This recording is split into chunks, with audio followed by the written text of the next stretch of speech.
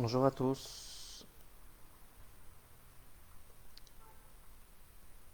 Bonjour et bienvenue sur cette deuxième partie relative à la notion de gestion de projet.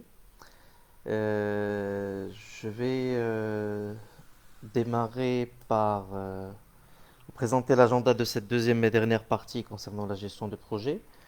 On va plutôt démarrer par un rappel des définitions, ce qu'on avait fait durant la première partie d'une manière assez sommaire. Parler des méthodes de projet, la notion de projet pardon, agile et la notion de projet Scrum, d'autres types de méthodologies et une petite conclusion à la fin. Je commence par, comme je vous ai dit, de rappeler la définition. C'est quoi un projet? Bon, c'est un ensemble d'actions qui sont à entreprendre afin de répondre à un besoin défini dans des délais fixés. Notez bien, on parle d'actions, c'est-à-dire des tâches, un besoin défini, c'est-à-dire un objectif, un but, et dans des délais fixés, c'est la notion de temps. En fait, quand on parle de temps, c'est que le projet est délimité dans le temps avec une date de début et une date de fin, et qui va pouvoir mobiliser des ressources. Ces ressources-là seront identifiées durant la réalisation, que ce soit des ressources humaines ou matérielles, et le projet se définit également par un coût, c'est-à-dire on fait l'objet d'une budgétisation de moyens ainsi que d'un bilan indépendant que celui de l'entreprise. Alors, plusieurs éléments à prendre en compte. La notion d'action, les tâches, le besoin, c'est-à-dire l'objectif du projet, le livrable, le service qui sera rendu à la fin du projet, la notion de temps, de délai, de ressources et de coûts. Alors, selon le PMI, qui est le Project Management Institute, un projet, c'est une entreprise temporaire visant à créer un produit et ou un service unique. Maintenant, la notion de gestion de projet, toujours selon le PMI avec leur guide qui s'appelle le PMBOK, la gestion de projet, c'est l'application de connaissances, de compétences, d'outils et de techniques aux activités du projet afin d'en respecter les exigences. Cette gestion de projet, c'est quoi en fait? C'est l'interrelation entre les différentes parties prenantes du projet afin de livrer un bien ou un service de qualité, premièrement, au bon endroit, au bon moment, à la bonne entité et au meilleur coût possible. On tourne toujours sur le même principe, en fait, des caractéristiques du projet, c'est-à-dire sa dimension temporelle, euh, son caractère unique, son caractère itératif, c'est-à-dire l'échelonnement par étapes, et puis les exigences, que ce soit la notion de périmètre, de coût et d'échéancier. C'est pour ça qu'on parle de notion de notion de double-triple contrainte. C'est-à-dire que dans le cadre de notre projet, on va gérer un périmètre, c'est-à-dire un objectif. On va gérer un échéancier, comme on avait dit, c'est le délai. Des coûts euh, en termes de budget. Pour un besoin de qualité, c'est-à-dire que ça soit assurer la qualité dans le cadre du projet ou livrer un produit ou un service de bonne qualité à la fin.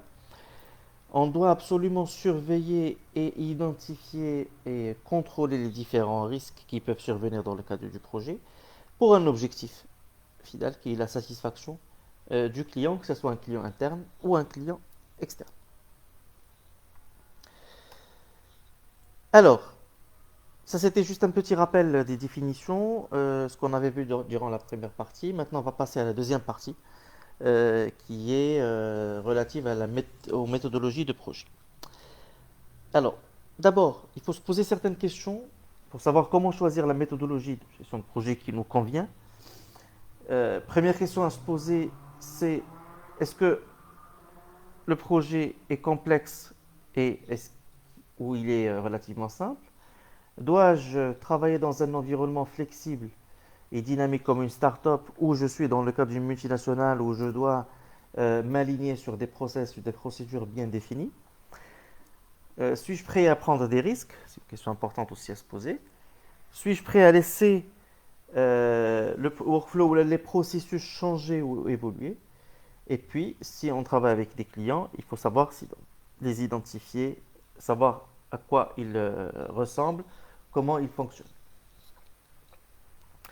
Alors, dans le cadre des référentiels de projet, bon, il y en a plusieurs. Il y en a plusieurs dizaines, mais bon, j'ai essayé un peu de synthétiser les plus connus euh, dans le cadre de ce schéma. En fait, qui les classe d'abord par la notion de dynamisme du projet, structuration, c'est l'axe vertical, et puis l'axe horizontal, c'est la stabilité en contrepartie de la vitesse ou la rapidité d'exécution du projet.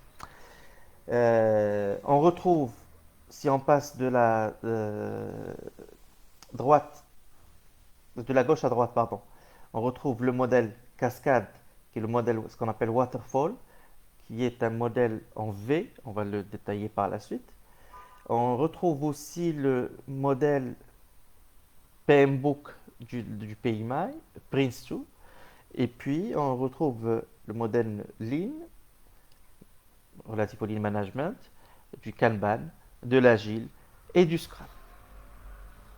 Alors, si on parle du PMI, par exemple, PMI, c'est un guide qui est défini, en fait, le PMBOK, c'est un guide qui est défini par le PMI, qui est le Project Management Institute, et qui permet de normaliser la gestion de projet lorsqu'on parle de gestion de projet classique ou traditionnelle. Il définit 10 domaines de connaissances. Ces 10 domaines de connaissances sont l'intégration, le périmètre, l'échéancier, les coûts, les approvisionnements, les ressources, les communications, les risques, la qualité et les parties prenantes. 10 domaines de connaissances avec 5 groupes de process tels qu'on l'avait défini dans la première partie: démarrage, planification, exécution, maîtrise et contrôle et clôture. C'est les 5 phases de process qu'on peut mener. PrinceTube, bon, on va juste donner un exemple en fait des principes thèmes process et puis on va le définir par la suite. Il a 7 principes. D'abord, la justification économique permanente. Deuxièmement, l'apprentissage par l'expérience, la capitalisation. Troisièmement, rôle et responsabilité définis. Quatrièmement, gérer par étape. Gérer par exception. Focus sur le produit et puis adapter à l'environnement du projet. Il a en face des 7 principes 7 thèmes: cas d'affaires, l'organisation, la qualité, la notion de plan, la notion de gestion des risques, changement et progression. Et puis, à la différence du PMBOK qui propose 5 groupes de process, Prince2 propose 7.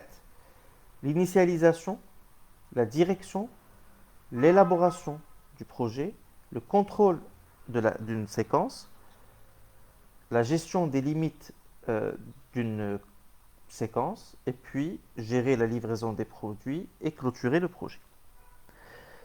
Voilà, ça c'est rapidement une explication de PMBOK et de Prince2.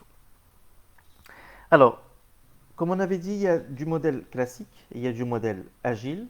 Le modèle classique a la différence, en fait, quelles sont les différentes différences. J'ai essayé en fait de schématiser ça pour vous simplifier un peu la visibilité par rapport à la différence entre un modèle classique et un modèle agile. Un modèle classique a pour partie fixe le contenu, c'est-à-dire l'objectif. Le périmètre du projet ne change pas. Euh, Ce qui change dans le cadre du projet, c'est la notion de temps et la notion de coût. Le projet agile, c'est tout à fait le contraire. Ce qui ne change pas, c'est le temps et le coût. Et ce qui change dans le cadre du projet, le variable, c'est le contenu, c'est-à-dire les objectifs et les livrables. Alors, pour encore aller plus loin dans cette comparaison entre la méthode classique et la méthode agile, alors la méthode classique, elle est divisée en phases. C'est-à-dire, bon, ça par exemple, c'est un exemple de projet informatique qui est à 3 phases, c'est-à-dire une phase de conception, une phase de développement et une phase d'intégration. Et là, j'ai le plan détaillé de chaque phase qui est réalisée. Depuis le plan du projet, la charte du projet au début, je vais réaliser les 3 phases jusqu'à sortir la mise en opération à la fin. C'est ce qu'on connaît tous, c'est la notion classique, c'est la notion par séquence. La méthode agile, elle est divisée en sprints, ce qu'on appelle les sprints, c'est-à-dire les itérations. Pardon. À partir d'une vision du produit plus un plan de livraison, ce qu'on appelle le sprint 0, on va définir les différents sprints. Par exemple, là, sur ce schéma-là, sur cet exemple, on est sur 3 sprints. Chaque sprint contient ces différents process, un plan, et puis il va pouvoir générer un incrément à la fin, c'est-à-dire un premier livrable. Suivra le sprint 2 qui va générer un deuxième livrable qui va venir compléter le premier. Troisième, et ainsi de suite, jusqu'à la mise en opération du livrable définitif du projet. Alors, maintenant on va zoomer un peu plus sur la notion d'agile et de Scrum. C'est quoi la méthode agile? La méthode agile, c'est une, comme on a dit, planification par vague, c'est-à-dire par sprint. On part des demandes, ce qu'on appelle le backlog, c'est la liste ordonnée de toutes les choses qui sont à réaliser, et on améliore le produit final, c'est-à-dire par exemple le logiciel, en fonction des retours utilisateurs. Ce sont en fait des méthodes qui sont inspirées du Lean Management. C'est de l'amélioration continue. Quand est-ce qu'on utilise ce type de méthodologie? En fait, cette méthodologie agile est idéale plutôt pour le développement de logiciels. On peut utiliser des outils notamment tels que Jira, tels que Agile Manager ou Planning Poker. Bon, au fur et à mesure, je vais donner des exemples d'outils qui peuvent vous servir, je dirais, de ressources pour pouvoir piloter l'ensemble des projets. Alors, sur la méthodologie agile, il y a 12 principes qu'il va falloir respecter. Premièrement, satisfaire le client, la satisfaction client. Deuxièmement, la notion de changement au fur et à mesure pour l'avantage concurrentiel du client. Troisièmement, c'est de fournir fréquemment des produits fonctionnels. C'est pour ça qu'on parle d'itération. On parle de quelques semaines ou de quelques mois pour chaque sprint. En fait, on privilégie la notion de délai plus court pour pouvoir livrer des produits fonctionnels d'une manière très fréquente. Quatrième point, c'est le travailler ensemble. C'est-à-dire que les équipes de développement et les équipes clients, les utilisateurs doivent travailler quotidiennement et tout au long du projet de manière ensemble. Ça, c'est une grande différence par rapport au modèle classique. Parce que le modèle classique, le client attendra la fin du projet pour pouvoir visualiser le résultat de son produit. Cinquième principe, construire des projets autour d'individus motivés. C'est très important parce qu'on est en pleine itération. C'est un modèle hyper dynamique. Et ce qui fait qu'il faut donner à ces individus, à ces équipes-là, l'environnement et le soutien dont ils ont besoin et leur faire confiance pour réaliser le travail. Sixième principe, privilégier la notion de conversation face-to-face. C'est normal, c'est la méthode la plus efficace pour transmettre les informations au sein d'une équipe de développement. Septième, utiliser un logiciel de suivi pour mesurer l'avancement au fur et à mesure, tel qu'on avait dit tout à l'heure, Jira ou autre. Huitième principe, c'est que les process agiles favorisent le développement durable. Il faut toujours maintenir un rythme constant pour toute l'équipe, que ce soit les équipes de développement ou les équipes utilisatrices. Neuvième principe, l'excellence technique. Et puis, une bonne conception. Comme on est sur du modèle par itération, il va falloir vérifier la qualité au fur et à mesure d'une manière quotidienne pour pouvoir livrer un produit de bonne qualité. Dixième principe, la simplicité. En fait, c'est l'art de maximiser la quantité du travail non effectué. Onzième principe, les équipes doivent être auto-organisées. On évite tout ce qui est gestion de projet au modèle classique, c'est-à-dire la notion de règles, de méthodologie, de documentation. Pardon, les équipes doivent être rodées, auto-organisées pour gérer le projet. Et puis, dernier principe, l'équipe réfléchit d'une manière régulière à la façon pour devenir beaucoup plus efficace. Elle doit ajuster son comportement en conséquence. C'est-à-dire qu'on est en mode veille continue. Il va falloir réagir d'une manière très rapide. C'est pour ça qu'il y a des réunions qui sont importantes dans le cadre de la notion d'agile qu'on va voir tout à l'heure. Alors, c'est quoi le cycle de développement agile? C'est celui-là, en fait, on définit les exigences, on planifie, on fait la conception, le développement, on livre une version, on fait le suivi et le contrôle. Et c'est un cycle, comme j'ai dit, par itération, c'est-à-dire c'est une boucle qu'on va pouvoir gérer. Je vais détailler ça. Alors, en fait, la notion de planification, c'est que une fois qu'une idée est jugée viable et réalisable, l'équipe projet se rassemble et travaille à identifier les différentes caractéristiques. Le but de cette phase, c'est de décomposer l'idée en petits morceaux de travail, ce qu'on appelle les fonctionnalités, puis de les hiérarchiser et de leur attribuer en fait, les attribuer à une itération, de les intégrer dans le cadre d'un sprint, parce que ça va être intégré dans le sprint 1 ou 2 ou 3. L'analyse des exigences. En fait, c'est là où il y a plusieurs réunions qui doivent être menées avec les gestionnaires, les parties prenantes et les utilisateurs pour identifier les exigences commerciales ou les besoins des clients. L'équipe doit recueillir les informations telles que qui utilisera le produit à la fin, comment il l'utilisera, et en fait, quand ces exigences-là doivent être quantifiables, pertinentes et détaillées. Troisième phase, la phase de conception. Et c'est là où on va démarrer la conception du système et du logiciel à partir des exigences qu'on a identifiées dans la phase précédente. L'équipe doit penser à quoi ressemblera le produit ou la solution. Et l'équipe de test propose également une stratégie ou un plan de test pour continuer.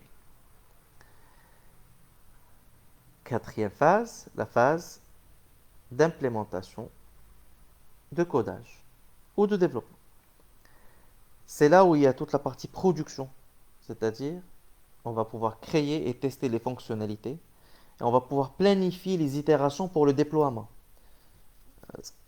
Cette phase-là commence par l'itération 0, c'est-à-dire on démarre de 0, car aucune fonctionnalité n'est fournie. Et puis cette itération-là n'utilise pas les bases de développement avec des tâches telles que la finalisation des contrats, la préparation des environnements et le financement. L'avant-dernière phase, qui est la phase de test, une fois le code développé, il est testé par rapport aux exigences. C'est tout à fait normal, on reste toujours fixé sur les exigences identifiées au départ, pour s'assurer que le produit répond réellement aux besoins des clients et correspond aux demandes des utilisateurs. Au cours de cette phase, les tests unitaires, les tests d'intégration et les tests du système, et notamment aussi les tests d'acceptation, sont effectués. On parle de tests unitaires, c'est-à-dire fonctionnalité par fonctionnalité. Les tests d'intégration dans le système du client, ils doivent être également réalisés. Les tests du système, c'est-à-dire d'une manière globale. Et puis les tests d'acceptation, c'est que le client doit lancer la validation des livrables. Dernière phase, c'est la phase de déploiement, c'est-à-dire après avoir fait les tests, le produit est livré au client pour son utilisation. Cependant, le déploiement n'est pas la fin du projet. Une fois que les clients commencent à utiliser le produit, ils peuvent rencontrer de nouveaux problèmes que l'équipe de projet devra résoudre. C'est pour ça qu'on parle de suivi et de contrôle. Et puis à chaque fois, on doit être réactif par rapport aux réalisations. Alors, on a identifié la notion d'agile. C'est quoi? C'est que c'est un ensemble de méthodes et de pratiques basées sur les valeurs, les principes qu'on appelle du manifeste agile. Collaboration, autonomie et équipe pluridisciplinaire. La notion de Scrum, c'est quoi? Scrum, c'est un framework, c'est un cadre de travail qui est utilisé pour implémenter la méthode agile de développement et de gestion de projet. Comment sont venues cette notion-là de Scrum ou d'agile? En fait, la méthode agile est née à partir des méthodes de développement qui étaient utilisées par des entreprises japonaises aux années 70 et 80, notamment Toyota, Fuji et Honda. Et puis au milieu des années 90, un homme qui s'appelle Jeff Sutherland, euh, il était tellement frustré de voir les projets sans cesse sujets au même dérapage au niveau du budget, au niveau du non-respect des délais, a décidé de chercher une solution. Alors, ces recherches l'ont mené à ces entreprises japonaises-là qu'on a citées et leur méthode agile de gestion de projet. Et c'est à ce moment-là que Sutherland a créé ce qu'on appelle le framework Scrum, qui est basé sur ces méthodes-là. Ce framework a rencontré un franc succès auprès des équipes de développement produit du monde entier et il est devenu aujourd'hui populaire. Alors, définition. Comme on avait dit, Scrum, c'est un cadre de travail, c'est un framework permettant de répondre à des problèmes complexes et changeants tout en livrant de manière productive et créative des produits de la plus grande valeur possible. Chez Scrum, en fait, dans le cadre du framework Scrum, on parle de légèreté, de simplicité en termes de compréhension, et puis il est un peu difficile à maîtriser parce qu'il sort un peu de la méthodologie classique. Trois piliers sont très importants au niveau de Scrum. Premièrement, la transparence. Scrum met l'accent sur le fait d'avoir un langage commun entre l'équipe et le management. C'est-à-dire que tout le monde doit partager le même langage, les mêmes informations. Et en fait, ceux qui effectuent le travail doivent partager les mêmes définitions. Par exemple, on va partager, quand on parle de la notion de terminer au niveau d'une itération, il faut bien identifier ce que ça veut dire terminer pour l'ensemble des équipes. Deuxième pilier, c'est l'inspection.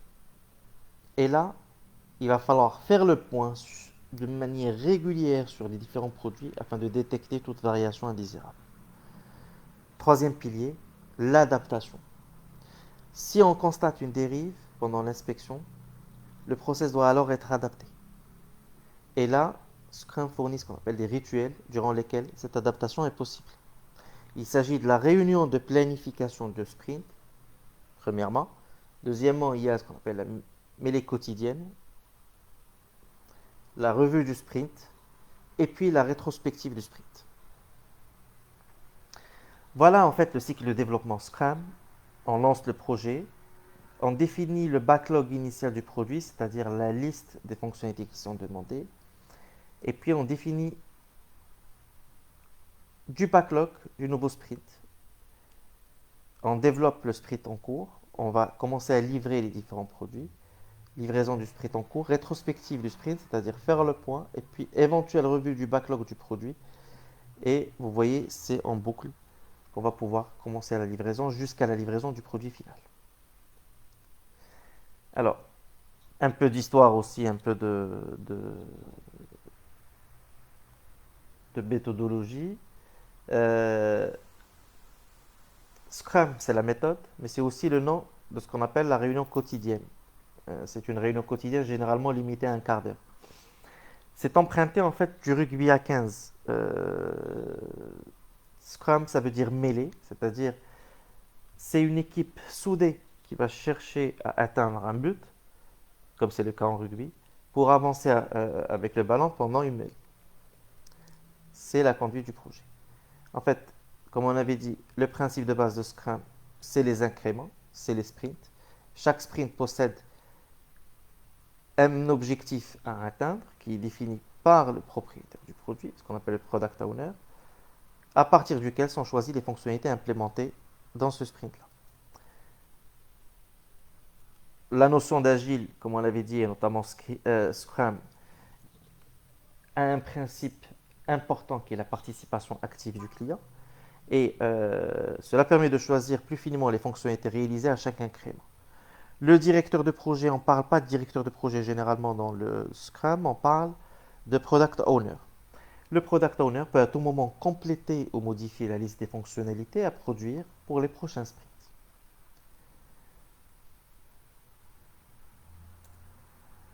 On va parler quelques termes sur le domaine de l'agile ou le domaine du Scrum. Lorsqu'on parle de Kanban, c'est une méthode basée sur le management visuel des tâches. On va voir un exemple tout à l'heure. Le daily meeting, c'est ce que j'avais dit tout à l'heure, c'est la réunion quotidienne de 15 minutes maximum qui va nous permettre de coordonner et de mesurer l'avancement du sprint. Le product backlog, c'est la liste ordonnancée des besoins du projet, généralement formulée sous forme de user stories ou de fonctionnalités. Un product owner, comme j'ai dit tout à l'heure, on ne parle pas de chef de projet, on parle d'un product owner au niveau de Scrum et de l'Agile. C'est le représentant des utilisateurs, c'est celui qui porte la vision du produit à réaliser. Il est aussi responsable du backlog et il est en interaction avec l'équipe en charge du développement. Version ou release, c'est-à-dire chaque nouvelle version du produit livré aux utilisateurs, c'est le résultat des sprints. Scrum, on l'a défini, c'est le cadre méthodologique de gestion de projet en mode agile. Un Scrum Master, c'est un deuxième rôle au niveau des projets agiles. Pardon. C'est le garant du respect de la méthode Scrum. C'est le coach. Il joue en fait un rôle de coach auprès des parties prenantes. Un sprint, ou en français une itération, c'est un intervalle de temps court, un mois maximum, pendant laquelle l'équipe va concevoir, réaliser, développer et tester les différentes fonctionnalités. Sprint review ou revue du sprint. En fait, c'est une réunion de travail qui va consister à présenter aux parties prenantes les fonctionnalités terminées au cours du sprint afin de recueillir leur avis et à faire un point global d'avancement du projet. Deuxième type de réunion, ce qu'on appelle la sprint rétrospective, c'est la réunion de travail ayant pour but de faire un bilan du sprint échu à la fin du sprint en fait, en vue de démarrer un futur sprint, ce qu'on appelle dans le cadre de l'amélioration, le principe de l'amélioration continue.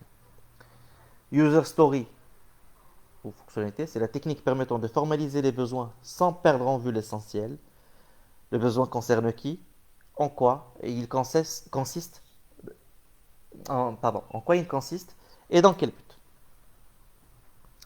Et puis dernière notion importante, ce qu'on appelle le PMV, produit minimum viable. En fait, c'est quoi? C'est la fonctionnalité, le produit ou le service qui est à délivrer, qui apporte de la valeur essentielle à l'entreprise. Et puis, au fur et à mesure, de nouvelles versions viendront enrichir ce MVP.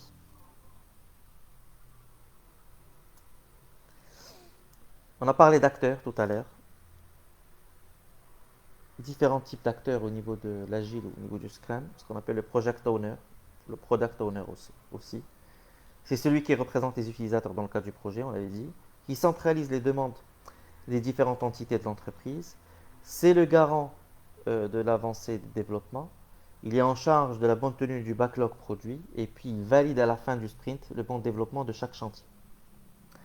Le Scrum Master, il joue le rôle de facilitateur et animateur de l'équipe technique et non un chef de projet ou un chef d'équipe. Son objectif est que l'équipe puisse travailler au mieux sur les tâches pour lesquelles elle s'est engagée durant le sprint, notamment en la protégeant des éventuelles demandes externes et en assumant les problèmes administratifs. Il valide avec le Product Owner les User Stories qui seront intégrés dans les sprints à venir. Et puis, ce qu'on appelle le Scrum Team ou l'équipe de développement, c'est eux qui vont en fait délivrer à la fin de chaque sprint les stories priorisées. C'est des équipes généralement constituées de 2 à 10 personnes et qui doivent s'autogérer. On a parlé tout à l'heure de s'auto-organiser, s'autogérer, c'est-à-dire que le Scrum Master doit faciliter l'organisation interne et puis doit fluidifier les échanges et ne pas rester bloqué en cas de problème. Pour finir avec la notion de Scrum, on utilise dans le cadre du framework le principe de transparence. Et ce principe-là est tellement important. C'est pour ça que l'ensemble des informations concernant le projet doivent être visibles en permanence. On parle à ce niveau-là de ce qu'on appelle le tableau Scrum, qui va nous permettre d'organiser le backlog, les tâches du sprint en cours et leur état d'avancement. Ces tableaux-là, je donne un exemple, c'est ce qu'on appelle le Scrum Board. On va définir l'histoire, la story, qu'est-ce qui est à faire, in progress, c'est-à-dire en cours de réalisation, to verify, à vérifier, et puis done, choses qui ont été terminées ou réalisées. C'est une itération par étape pour pouvoir facilement savoir où est-ce qu'on est, l'état d'avancement, et puis identifier l'ensemble des tâches qui sont à ce niveau. Alors, Avantages et inconvénients des méthodes classiques et des méthodes agiles. La méthode classique a comme avantage d'être très simple à appréhender pour les parties prenantes et notamment les décideurs, parce que c'est la méthodologie la plus utilisée. Elle permet d'identifier rapidement toutes les fonctionnalités attendues. Et puis elle a comme inconvénient, on le connaît tous, on ne peut pas avoir une vision claire et précise de la cible à atteindre dès le démarrage du besoin. Il y a un risque de livrable en décalage par rapport aux besoins réels de l'utilisateur, c'est-à-dire que le client va recevoir le produit jusqu'à la fin du projet, si le projet dure 6 mois ou un an, et il pourra être surpris pour dire bon, c'est pas ce que c'est pas ce que j'attendais comme livrable, et c'est différent par rapport à mes attentes. Troisième inconvénient, des dépassements des délais et des budgets qui sont fréquents. Ça, on le connaît tous. La méthode agile, qu'est-ce qu'elle a comme avantage? Elle favorise la flexibilité et la co-construction. Pourquoi on parle de co-construction? Parce qu'on travaille en équipe binôme, équipe de développement et les différents utilisateurs. Elle permet au client de s'approprier l'outil en observant sa construction, c'est-à-dire on évite l'effet tunnel. Au fur et à mesure et les itérations, ils vont pouvoir analyser le produit au fur et à mesure à travers des délais qui sont très courts, comme on avait dit, chaque sprint a un délai qui est aux alentours de quelques semaines, sinon un mois maximum. Troisième avantage, placer l'utilisateur au centre des préoccupations. Concernant les inconvénients, c'est une méthodologie qui requiert une forte implication du client. Ça, c'est très important à citer. Elle oblige à casser les organisations en place. Elle est peu adaptée pour les gros projets mobilisant de nombreux interlocuteurs. On avait parlé d'équipes qui sont assez restreintes. Et puis, il y a une insuffisance de documentation dans le cadre de la méthodologie agile. C'est-à-dire qu'on produit plus que l'on documente. Ce n'est pas comme la méthode traditionnelle.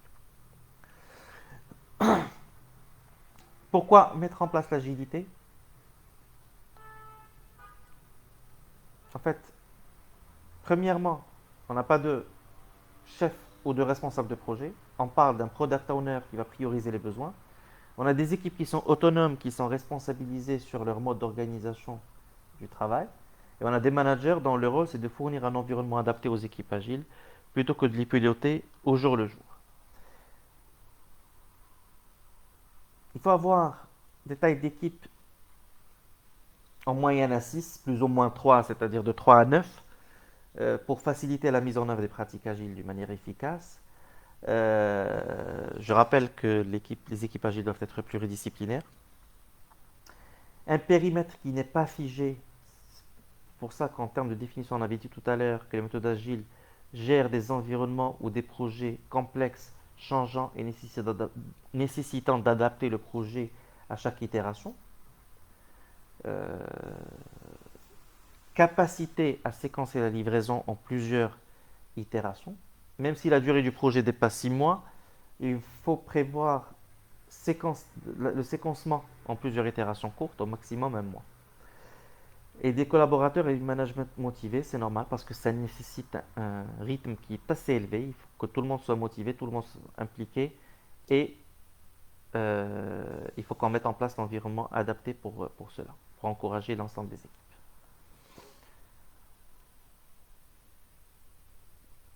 Alors, les valeurs de l'agilité, ce n'est pas qu'une affaire de technique, hein. On a parlé trop de méthodologie, mais c'est aussi un changement de culture réelle qu'il va falloir mettre en place au niveau de l'organisation. Les individus et les interactions sont plus importants que les process et les outils, vous voyez les différences.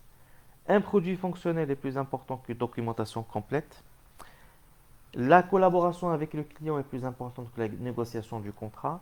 Et puis répondre aux changements est plus important que de suivre le plan. C'est un changement de culture radical par rapport à l'organisation classique.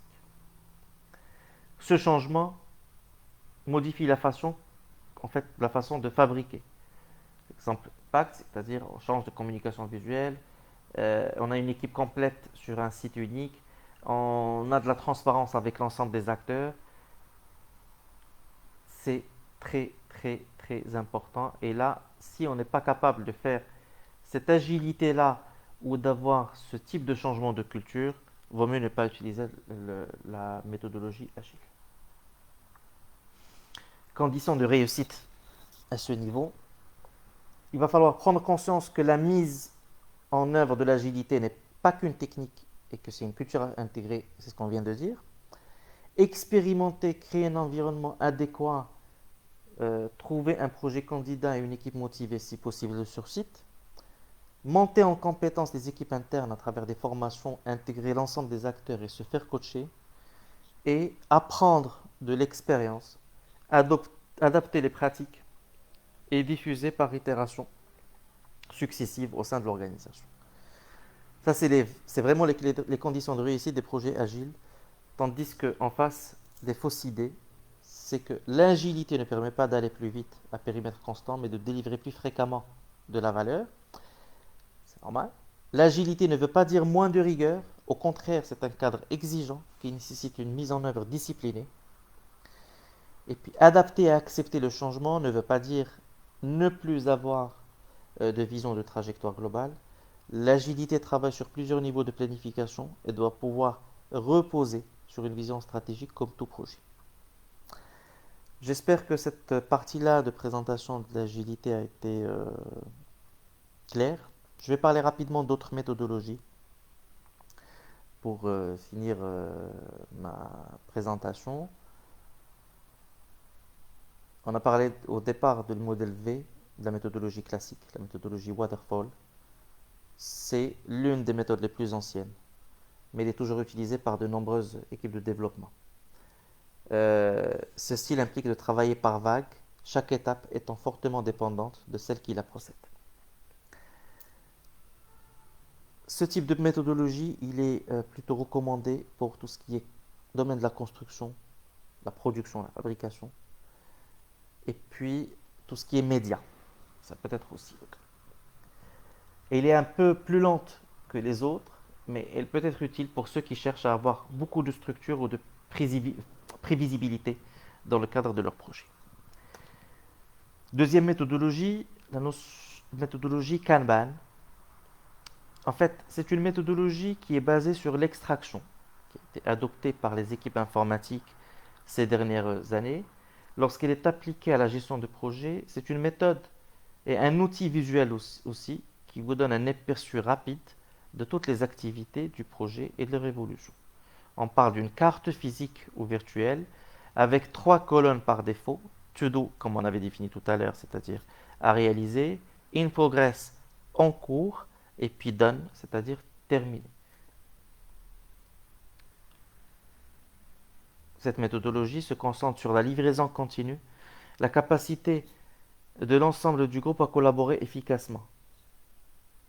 Elle est plus recommandée dans le cadre du domaine du développement de logiciels, mais il fonctionne aussi bien dans tous les autres secteurs comme le marketing digital, l'architecture ou la construction, le BTP, le droit, l'éducation, le support, la conception, et puis même à des fins personnelles, lorsqu'on a des projets de mariage, lorsqu'on a des projets de déménagement, on peut utiliser Kanban, il est très simple à utiliser et puis très rapide. Bon, il y a des outils à utiliser, notamment Kanban Tools ou Kanbanery, qui peut être utilisé, mais on a plusieurs. Slack, par exemple, c'est un outil Kanban.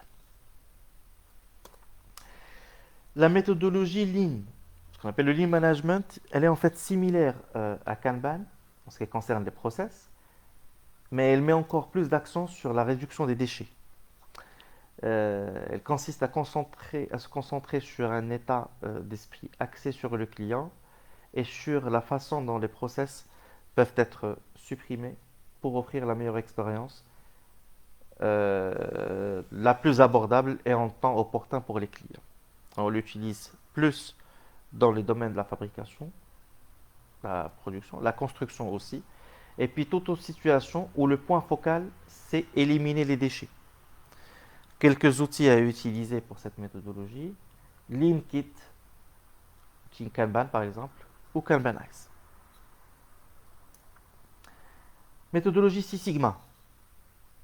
Alors là, Six Sigma, elle se concentre sur l'amélioration de la qualité du résultat d'un projet. Alors, si on a déjà subi un style de gestion allégé et qu'on a trouvé que le résultat final est moins satisfaisant, Six Sigma met l'accent sur la création d'un meilleur résultat final pour le client. Cette méthodologie peut être appliqué à d'autres styles de gestion et constitue un excellent moyen pour peaufiner tout type de projet. On peut l'utiliser dans la production, l'ingénierie, les soins de santé, les études de marché et puis toute autre situation où l'objectif principal est de fournir un produit de haute qualité. Quelques outils à utiliser, KPI Fire, Xmind ou même Microsoft Project. Prince2, on l'avait défini tout à l'heure comme étant une méthode classique. En fait, c'est une méthode qui impose la nécessité de partager la responsabilité du projet entre un conseil d'administration et un chef de projet. Bien que la responsabilité du conseil d'administration soit de mobiliser les ressources nécessaires et de se concentrer sur la justification commerciale, le chef de projet gère toutes les tâches et gère l'équipe au quotidien.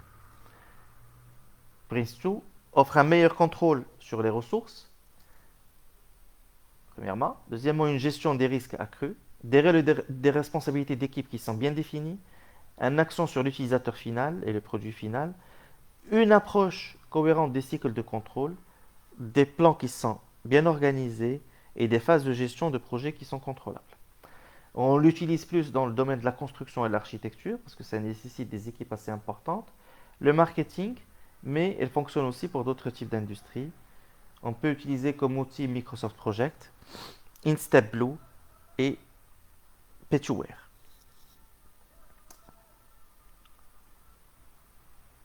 Dernière méthodologie que je vais présenter aujourd'hui, ce qu'on appelle, bon, il est moins connu que les autres, ce qu'on appelle le CCPM, la gestion de projet de chaîne critique. Cette méthodologie-là se concentre sur le calendrier d'un projet, la réduction des estimations de durée, le calcul des tampons, la notification de l'achèvement des activités, la mesure des progrès et la définition des priorités. Elle est plus utilisée dans le domaine de la production, de la science, de la construction, de l'architecture, et puis quelques outils qu'on utilise, notamment le site chart, Microsoft Project, Smartsheet, Aurora CCPM, Adato et Proche. Voilà. Alors, pour conclure, la gestion de projet, c'est une notion qui est importante dans nos vies privées et dans nos vies professionnelles. Il est nécessaire pour mener à bien un projet de prendre en compte plusieurs dimensions, dont certaines ne sont pas forcément quantifiables. On parle de qualité, on parle de risque, on parle d'objectifs, de périmètre, on parle de coût, on parle euh, de satisfaction client. Alors même s'il existe des normes et des méthodologies dont le but est d'arriver à planifier et à gérer un projet, chaque projet a ses propres spécificités. Il faut le noter. C'est à ce moment-là que le rôle et les compétences du chef de projet sont nécessaires. Merci beaucoup pour votre suivi. Je vais laisser 2-3 minutes pour s'il y a des questions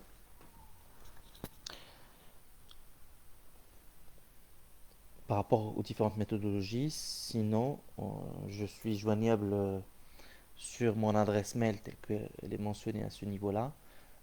Sinon, sur Facebook, sur Instagram à votre disposition.